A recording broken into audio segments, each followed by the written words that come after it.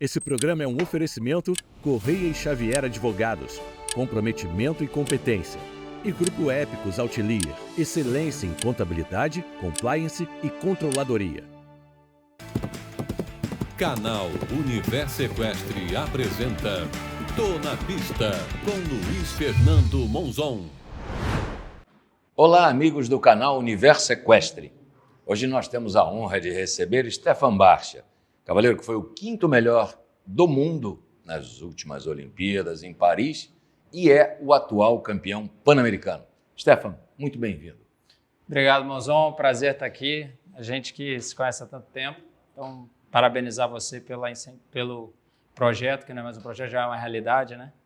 E estou aqui para responder, estou aqui para a gente trocar informação. Prazer.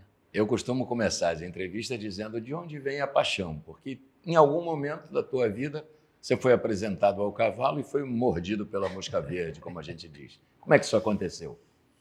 Meu pai sempre foi eu tinha amigos que tinha fazenda, a gente sempre estava indo para o interior do Rio de Janeiro aqui nos finais de semana. Minha mãe, urbana, já se incomodou um pouquinho, porque eu queria todo final de semana ir para a fazenda, queria todo final de semana montar, eu tinha 4, 5 anos de idade.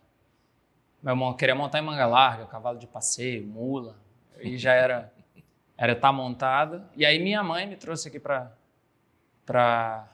Ípica. Eu tive uma pequena passagem ali no Fazenda Clube Marapendi, assim, bem rápido. Era o Mário Teixeira, que até me viu trotar a primeira vez, ele já falou isso aqui. Isso. E aí minha mãe me trouxe para Ípica, não fui aceito na escolinha, porque tinha um início que era aos 8 anos de idade. Só podia começar aos 8, você ainda tinha menos. Eu tinha 5, 6. Certo. E aí comecei a montar com Hipólito Munhoz. Claro. Gauchão. Velho gaúcho, pai do Clóvis. E aí depois o Oswaldo. Uhum. O Hipólito Munhoz teve um problema de saúde, eu passei para o professor Oswaldo. E aí segui dentro daqui da Ípica, evoluí com Ibsen, e aí a história vai lá para frente. Quando chegou aos 8 anos, você já estava muito para lá da escolinha. Não, e aí quando eu fiz 8 anos, me inscreveram na escolinha. Eu fiz um ano de escolinha, mas já tinha o meu cavalo particular e montava na escolinha. Certo. Acredito que só pela vivência de poder montar mais um cavalo, ou até por não ter sido aceito muito pequenininho, e aí eu lembro exatamente eu no picadeiro lá da escolinha e montava meu cavalo na pista Zé de Verda, no picadeiro Vera Alegria, né?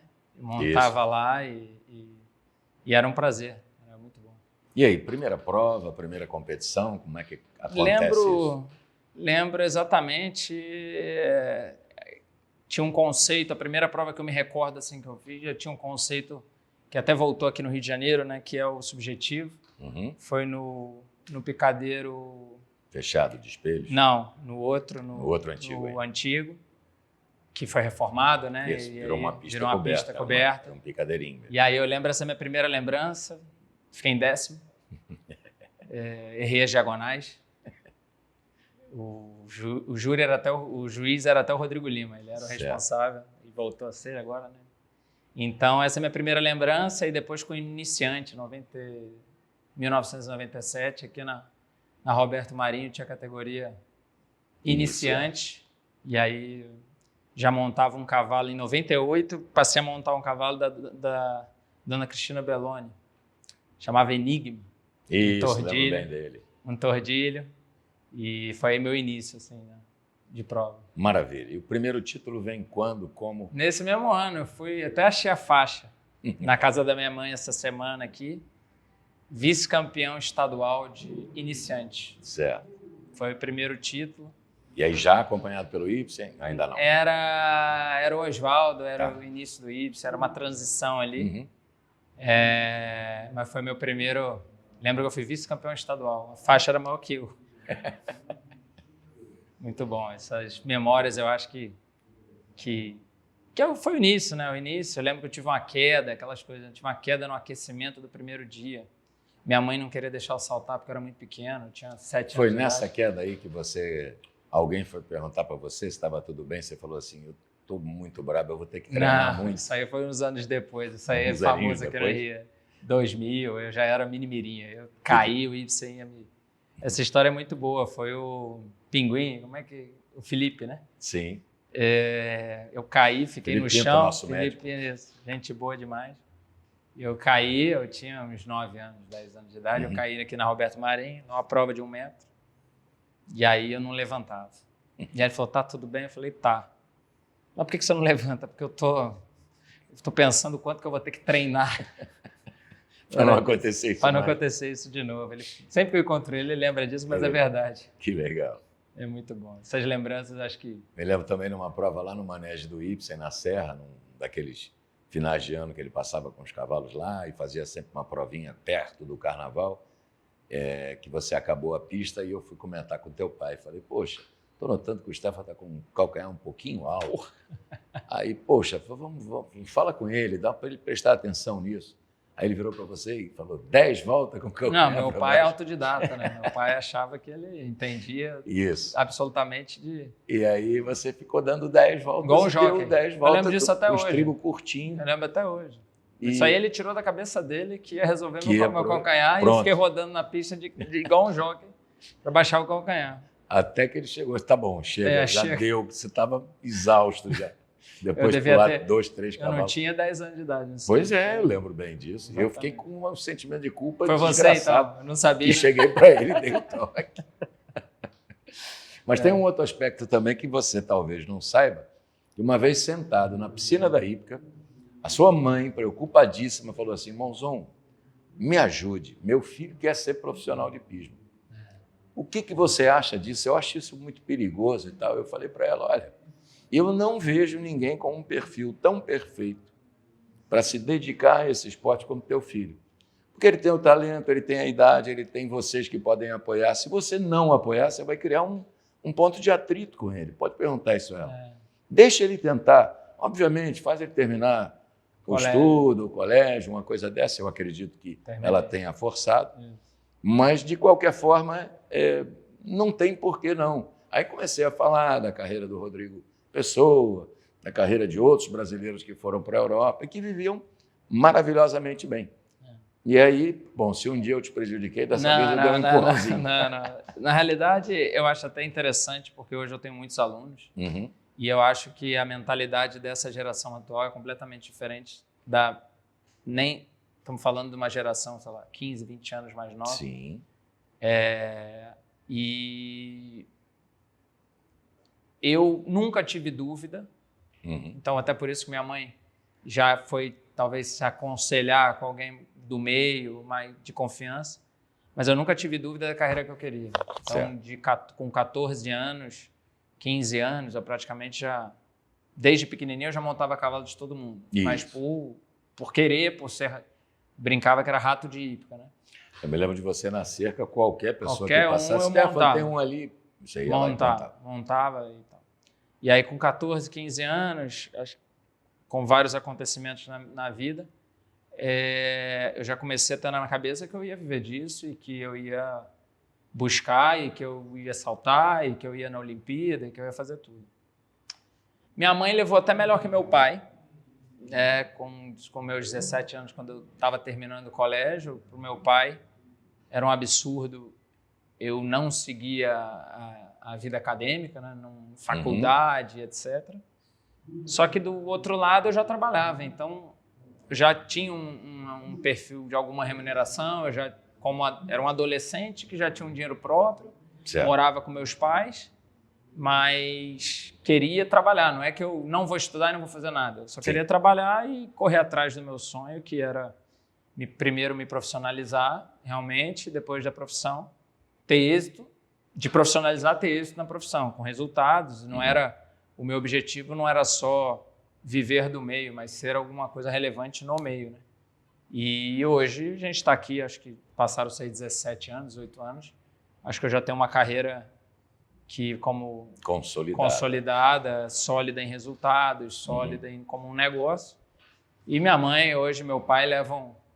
Mais tranquilo. Bem mais tranquilo, porque desde muito novo eu já não, financeiramente, não dependia deles. Mas, como vários da minha geração que também tiveram sucesso, como tem sucesso, um dos grandes diferenciais das atuais, da geração atual, é que a gente jogava com uma ficha. Uhum. E eu acho isso extremamente relevante. Eu vou começar e eu vou fazer dar certo. Uhum. Hoje eu não vejo, falando de maneira geral, Sim. eu não Alguém vejo, que tenha eu não tanto vejo essa fome, compromisso com a... compromisso com fazer dar certo. Uhum. Eu acho que as pessoas até tentam, mas na primeira dificuldade ou talvez na segunda, opa, eu tenho um outro caminho. E é uma carreira que ela é ingrata em vários aspectos, mas em outros a gente, como eu já vi você falando algumas vezes, a gente vive, faz o que ama. Então, por mais que seja um trabalho, todo dia eu acordo motivado. É prazeroso. Ou é prazeroso. Mas tem finais de semana que eu gostaria de estar em casa, não consigo. Vários, a grande maioria deles. Mas faz parte, é inerente à atividade que eu escolhi para a vida. E dessa forma eu sou um cara muito feliz. Maravilha. Nós vamos dar uma paradinha agora para você conhecer aqueles que nos apoiam e você que pode nos apoiar, que quer que o canal continue, por favor, fica ligado, entra em contato com a gente, os contatos do canal Universo Equestre estão aqui e o programa é o Tô na Pista, a gente volta já já.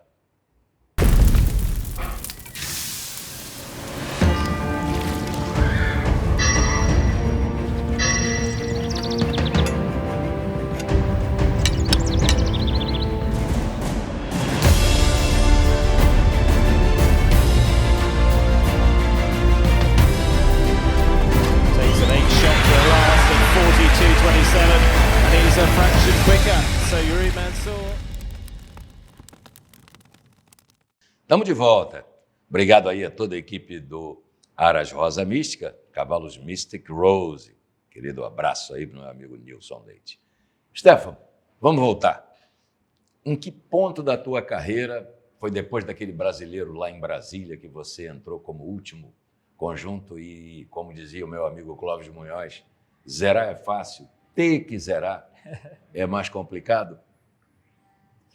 Cara, eu, Monzão, tive, graças a Deus, dentro da minha breve história, e a gente estava falando um pouco de todo o processo aqui na Hípica, eu sempre fui muito colocado em xeque, assim, desde pequeno, e tive ótimos conselheiros, assim, e às vezes quando apertava de um lado, vinha um abraço do outro. Então, aqui na Hípica do Rio de Janeiro, a gente tinha figuras que formaram e me ajudaram a formar esse caráter, e tem gente que nem tem ideia dessas pessoas. Vamos falar do Isaac Padão. Sim.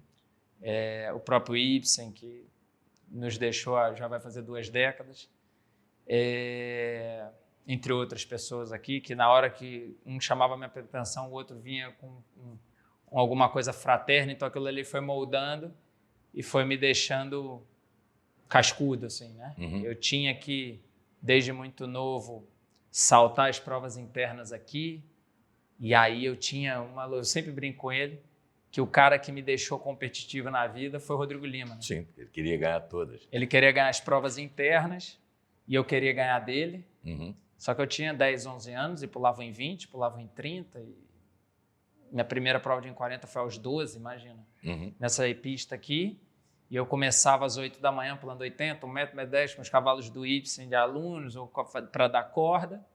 Então, aquilo ali foi sempre me dando aquela senso tanto de responsabilidade, de fazer o melhor possível, mas também, na hora do vamos ver, resolver. Sim. Porque o Rodrigo era, com certeza... O Rodrigo tem uns 20 anos a mais que eu, um pouquinho Talvez. mais. Um pouquinho mais. Então, imagina, ele estava no auge, eu era uma criança e meu apelido aqui na Hípica era Sobre-Osso, né? Pequeno, mas incomoda. Pequenininho, mas incomoda, dessa é bem antigo. E aí vieram os campeonatos brasileiros. Sim, essa aí foi acho que foi o concurso que eu mais fui chamado a atenção na minha vida. Chamando a atenção como? Da para não falar a palavra forte, o real esporro. Eu tinha 2 cavalos, vale a pena essa história, porque eu tinha 2 cavalos, um cavalo médio, uma égua excepcional, um brasileiro de mirim. Não, antes da Toica. Eu tinha um cavalo, uma égua puro sangue, chamava Delicata, e um cavalo que o apelido dele nacionalmente era Mãozinha, porque ele tinha uma mão bem encastelada. E a Delicata era a favorita nesse Brasileiro de Mirim. Eu vinha de várias vitórias e tal. E eu pulava, por exemplo, prova interna com ela, eu pulava em 40. Tá, é por isso que eu errei, porque eu estava lembrando do de Júnior em Brasília. Não, Esse era de da Mirim. Foi o primeiro a resolver. E aí eu fiz 0 no primeiro dia com mãozinha e 8 no primeiro dia com a Delicata. Puxa. O Ibsen me pegou já no paddock e acabou comigo. Que eu precisava me concentrar e eu era um pouco do soberbo ali, porque pulava em 40, pulava em 20, enfim. E aí depois que o Ibsen acabou, 2 horas de sermão, veio meu pai, mais 3 horas e eu lembro que no dia seguinte, eu fui dormir, no dia seguinte eu não consegui olhar nem para o meu pai nem para o Ibsen. Não consegui olhar. Tanta raiva que eu estava. E aí eu lembro que o João Guedes me chamou. João Guedes, veterinário. Era o veterinário. O pai dele era do Estúdio Book do Jockey aqui do Rio. Craque. E o João me chamou. Eu era um garoto de 13 anos. Eu lembro que ele me botou sentadinho do lado da pista e falou assim, cara, se você não relevar, você não vai ganhar nada. Sim. Essa raiva não vai eles te brigam ajudar. E ele falou, eles brigam com você porque você está sendo forjado para isso. Na realidade, eles não sabem disso, mas eles estão brigando com você, eles estão te forjando. E aí que ele entrou, eu nunca esqueci disso. Estou falando de 2003. Isso. E aí eu fiz 0 e 0 no segundo dia com os 2 cavalos, fiz 0 com a égua e o cavalo no último dia. Fiz 0 com a égua, já garanti a prata, ou bronze, eu acho, com 8 pontos. E Primeiro dia. Do primeiro dia, e tinha um amigo meu com 4 pontos, e eu entrei para fazer 0. E é uma história interessante também, que foi o primeiro brasileiro que a Marina Azevedo armou. Certo. E ela fala que o primeiro brasileiro que ela armou foi o primeiro brasileiro que eu ganhei. E eu lembro até hoje da linha final, assim, aquela mentalidade. E o cavalo ele era bom, mas dependia muito de mim, eu tinha que caprichar muito. E fui o único que acabei com 0. E aí você vê que todo o sermão que eu tomei 2, 3 dias antes virou emoção. Virou grande emoção, porque meu pai entrou na pista correndo e deu um peixinho, o Ibsen chorando e eu campeão brasileiro. Então, no final das contas... Onde foi isso? Brasília. Brasília. Por isso que eu lembrei. E aí, no final das contas, eu tinha que ser muito frio na pista, e porque eu tinha certeza que eu ia tomar as minhas chamadas do lado de fora. Que engraçado. Pulamos para Toica já, em Brasília. Toica. Segunda volta das equipes. E aí tem que zerar. A Chola, boa essa, a Chola conta. Chola é a Jaqueline Pavão, juíza, figura encantadora e muito engraçada. Eu fechava a equipe do Rio de Janeiro há anos, o Rio de Janeiro não ganhava um brasileiro de júnior por equipe, alguma coisa assim. E aí eu tenho que achar esse vídeo é maravilhoso, eu entro por último, se eu faço 0 a gente ganha, se eu faço 1 ponto perde para São Paulo. Uma situação dessa.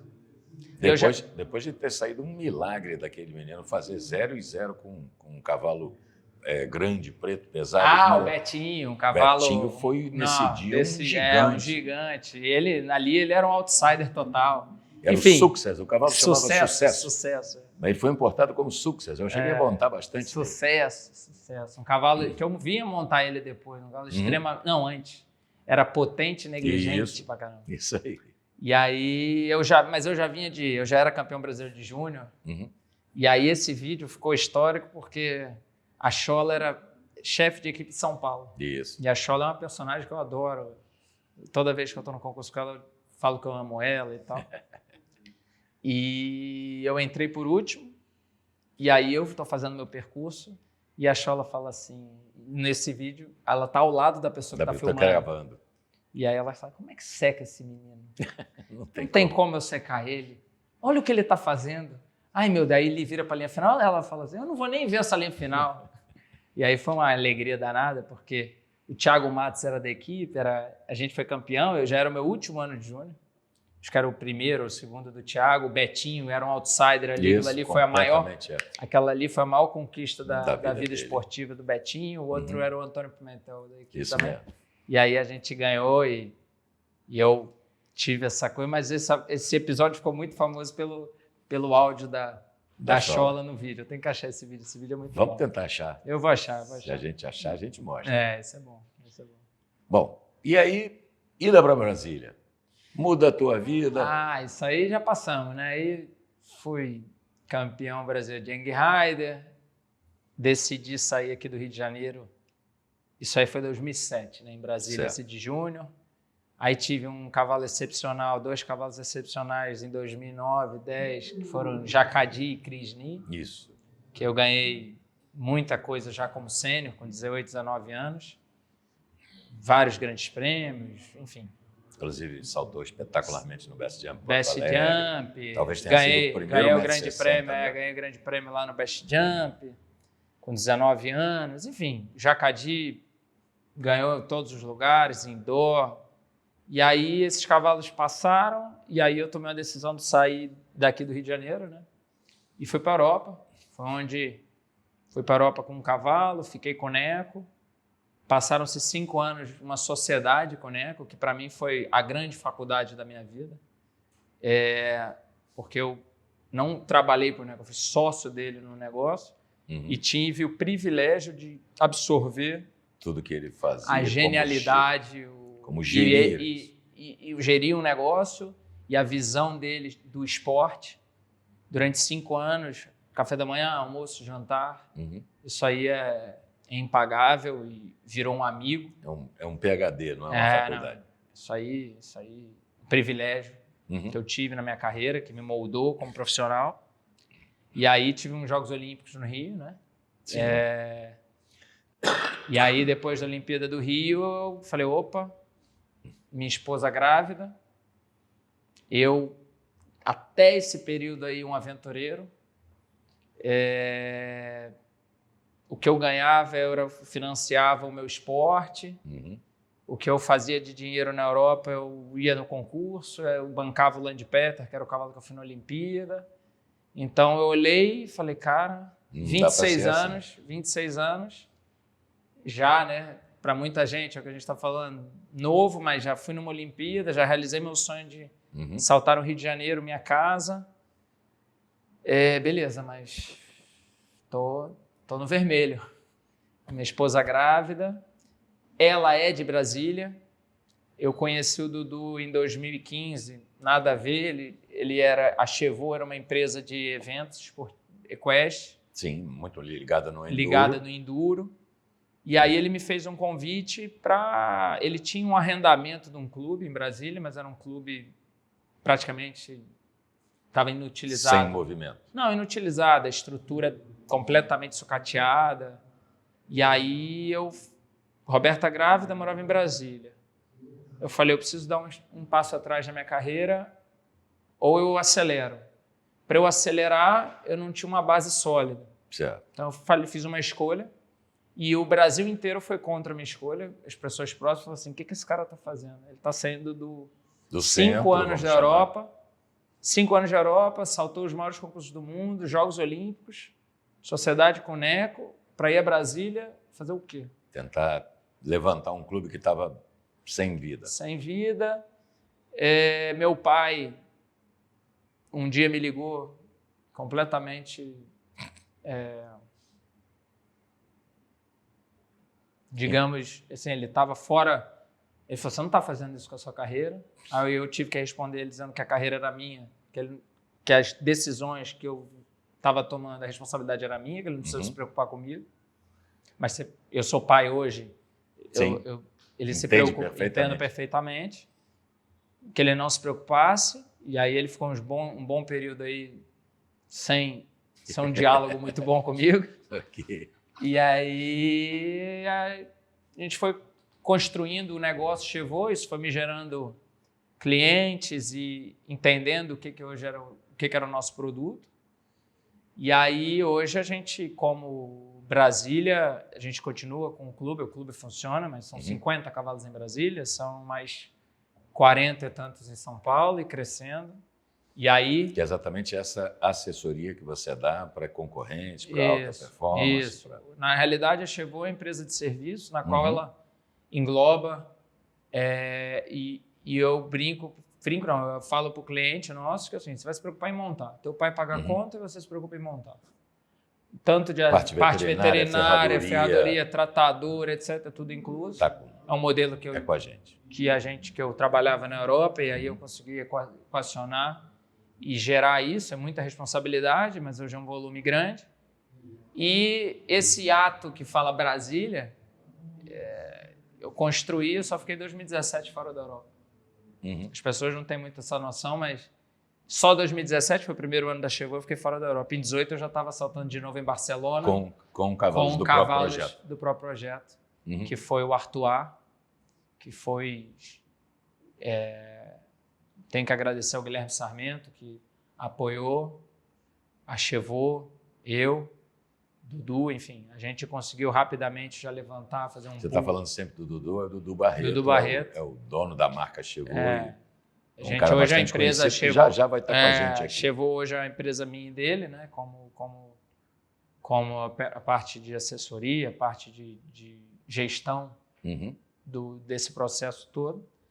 Mas eu fiquei fora da Europa só um ano. Então, foi um passo atrás muito rápido, que eu já consegui rapidamente já me mostrar e falar, estou aqui de volta.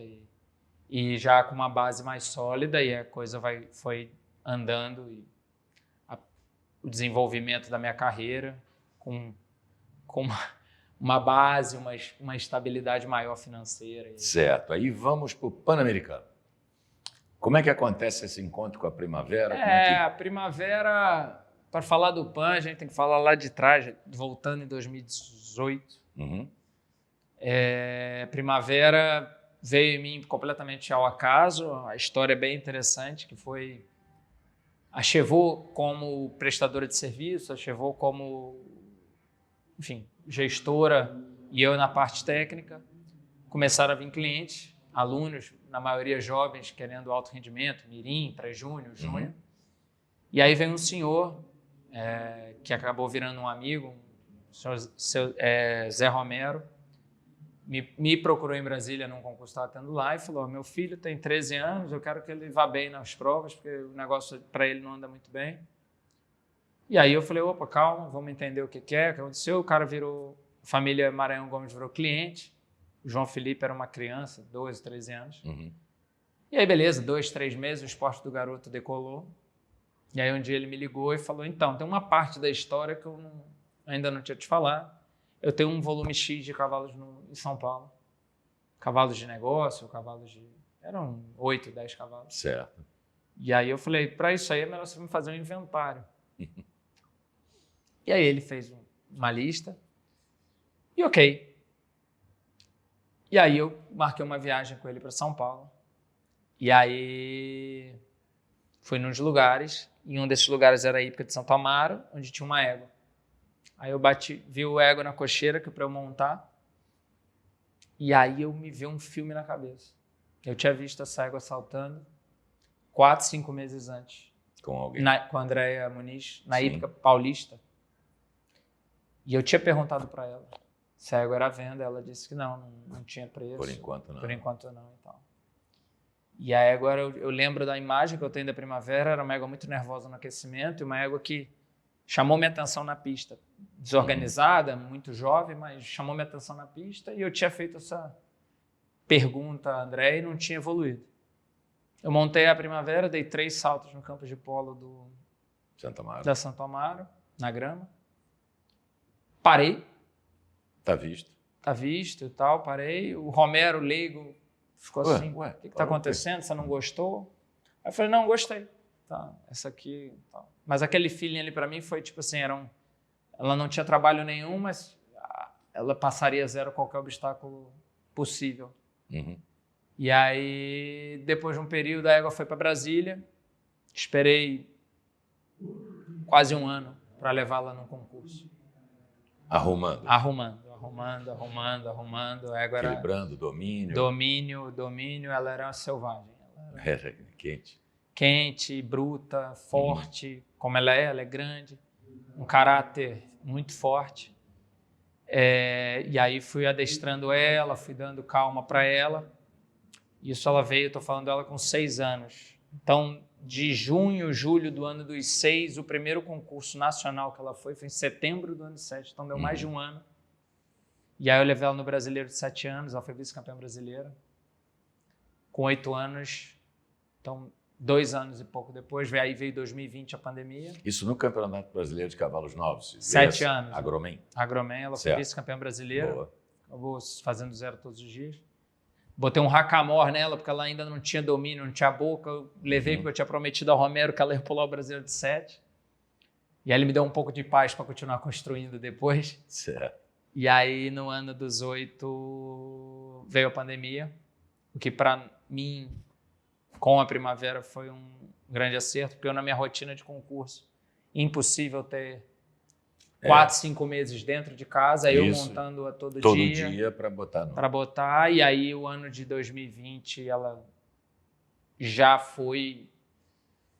Outubro de 2020, ela com 8 anos, de 8 virando 9, ela já ganhou, ela saltou o primeiro grande prêmio dela, na Agromen ganhou. Aí eu levei ela no Indoor, ela foi 4º, 3º no Clássico. Levei no Doda, no concurso do Doda, naquela época era muito concurso no Doda, no DTC. Ela já ganhou o grande prêmio. E aí veio o Brasileiro de Senior Top, ela com 8 anos. Aí eu não levei ela. Não era a hora ainda. Exatamente. Aí o Brasil inteiro ficou... Você ganhou os últimos 3 grandes prêmios, saltou 2. Sim. Como é que você não vem? Eu falei, não é agora não. E aí foi a história da construção dela, porque eu fui 3º nesse brasileiro com um cavalo inferior. O Zé Roberto ganhou. E naquele campeonato específico, se eu tivesse saltado ela, eu tenho acredito que eu teria ido muito bem, eu teria até ganho, porque a pontuação foi elevada e dificilmente ela faria aquela pontuação.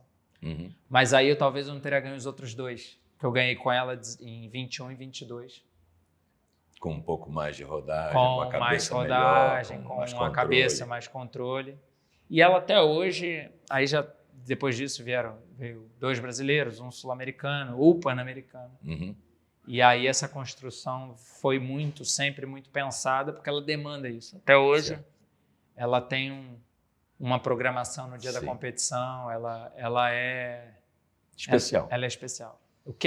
Eu brinco que o trabalho que ela dá vale muito pelo indivíduo pelo resultado que ela tem. Porque... Aquela foto no Pan-Americano com 2 americanos te olhando ali no ponto mais alto, aquilo é impagável. Impagável, e aí só com ela, e muito grato, eu tenho certeza, muito grato à família Maranhão Gomes, que me deu todo o suporte. Depois, o Império Egípcio, que adquiriu 80% dela. E proporcionou eu poder levar ela para a Europa e eu conseguir rodar como quero. Eu mantive minha parte nela, então eu sempre acho muito importante nós profissionais termos a condição de estar junto num projeto, desde uma parte do cavalo, até para dar um pouco de segurança dentro do processo.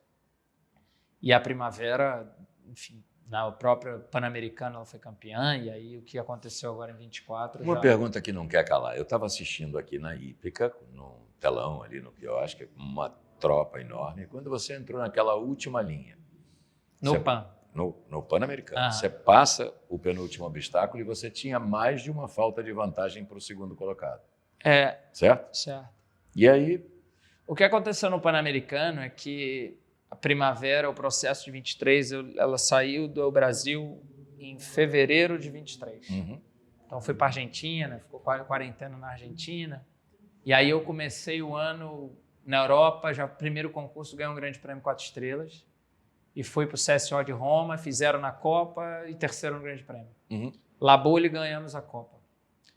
E eu estava pronto para o Pan. Só que o Pan-Americano era em novembro. Então eu fiquei cozinhando. E aí cheguei no Pan-Americano, ela fresca, estava pronta para arrebentar no Pan. Fizemos uma boa caça, 0-0 0-0 na Copa, único 0 do top 10 da final. Isso. Fui eu, e aí eu virei em primeiro. Pro último dia, eu acho que eu virei em 3º. Certo. Tinha virado em 3º. Mas virou em primeiro para Virei em primeiro para a última volta. Passagem. A menos de uma falta da Lara Kraut e eu acho do McLean. Que acabaram fazendo falta. Aí o Kent Ferriton estava a 5 pontos e o Kent fez 0. Sim. McLean bateu, Laura bateu, então eu tinha 5 pontos. Isso. Mais de uma falta. Mais de uma falta. E aí, você me conhece, então isso aí ninguém me ensinou, um pouco de coisa minha. Quando eu sei questão de tempo, questão de coisa, no meio do percurso eu olho o relógio, faço ali alguma coisa que passa na minha cabeça, blá, blá, blá. Então eu sei o quanto eu tô atrasado. Aquém ou além? Aquém ou além do tempo Isso numa prova de cronômetro, qualquer prova eu consigo bater o olho, uma fração de segundo que eu já me localizo ali, o quanto eu tô bem. E aí eu lembro que eu fiz um giro para trás e estava bem no tempo, era um tempo muito apertado. Isso. Então eu não tinha margem do excesso. Se eu fizesse uma falta e excesso, eu perdia. Exatamente. Mas se eu fizesse só uma falta, eu ganhava. Então, quando eu fiz esse giro para trás para virar para a linha final, eu falei, tô bem. E eu tinha a programação de um lance a menos para um Oxer, que era o penúltimo. Certo. Então, eu não ia fazer excesso. Fazendo um lançamento e passando, para mim já acabava. Só que ela ficava... Aí tinha uma testeira na frente. Com uma distância que você era obrigado a diminuir demais ela. Exato. Então, na realidade, vê um quê do Y ali que atravessa e quando... Eu estava da frente da televisão, por isso que eu estou te pedindo isso. E foi muito legal como você explicou. Porque na hora que você passa esse Oxer zero, você galopando para a última vertical, eu falei assim, chuta essa vara na arquibancada, meu irmão. E aí todo mundo me olhou, você está maluco? Pô, pronto, já está preparado para o próximo, é campeão, está tudo certo e não corre o risco de tomar um refúgio e fazer excesso. Meu sentimento, na hora que eu passei o penúltimo, sendo muito sincero, é como se a adrenalina, o mundo fez assim. E aí eu sabia, foi instintivo. Eu não pensei... Não posso parar. Eu não pensei, eu não tinha programado isso. Mas quando eu recepcionei, eu falei, ganhei. Isso. Aí eu já só queria passar a banderola. Não foi pensado, foi instintivo. Certo. O Felipe Guerdá, que é meu técnico, a gente comemorou, chorou junto. Um suíço chorar, tem uma foto que é muito emblemática nesse aspecto. Consegue essa pra gente? Consigo. Uma coisa muito emocionante, porque ele, no PAN, ele estava debilitado, ele luta contra uma doença muito severa. E ele nem sabia, mas ele estava com a fratura no quadril. E ele andando, enfim, é um guerreiro. E aí ele me chamou a atenção, ele falou, e aí? Como é que você faz aquela falta? Aí eu, pô, Felipe, eu nem vi, mano. Nem vi, mas ele como técnico... Mas ele teve que cobrar. Talvez você algum dia precise passar zero. Exatamente, como foi na Olimpíada. Exato. Mas é um momento que eu dediquei aquele campeonato ao Vavá. Exatamente. E tem uma história, e tem um áudio que é... Um cara sabia desse áudio. O Vavá veio a falecer em abril. Certo. E semanas antes, ele me mandou um áudio de 3 minutos, do nada. Porque eu ia visitá-lo no hospital e ele mandou um áudio dizendo que eu ia para o PAN e que eu tinha que ir atrás das medalhas, não por mim, mas por todos os amigos, a geração e por ele. E aí eu lembro que a gente foi bronze por equipe e eu olhava para você e falava, Moreno, não é essa que você quer, né, cara? Não é um bronze assim, amarguinho do jeito que foi. Então eu acordei aquele dia muito, muito tranquilo, focado, muito tranquilo. Acordei com a mensagem do Felipe, que provavelmente aquele era o dia mais importante da minha carreira. E muito tranquilo que alguma coisa muito boa ia acontecer. Então, quando eu passei aquele penúltimo, eu atravessei o último, eu olhava para o céu, agradecia e realmente foi um momento que está na história do hipismo nosso brasileiro, né? Para você que está preocupado aí, que a gente está aqui há tanto tempo e nem chegamos na Olimpíada, não vai ser um programa só, não. Stefan Barcia merece 2, como poucos na história desse nosso hipismo. Stefan, semana que vem nós estamos juntos de novo. E vamos contar muito mais. E agora temos um programa inteiro para você contar essa experiência espetacular que foi essa Olimpíada e entrar no Top 5. Esse é o Tô na Pista. Apoie-nos, entre em contato conosco. Quando você assiste um programa, você tem acesso a todos os outros. Todos os outros podem ser vistos por você que acompanha o canal. Super importante também, chamar os grandes amigos para que inscrevam-se no canal. Fiquem atentos, toda quinta-feira a gente tem um grande nome do hipismo brasileiro. A gente volta já já, semana que vem, e de novo, com Stefan Barcha.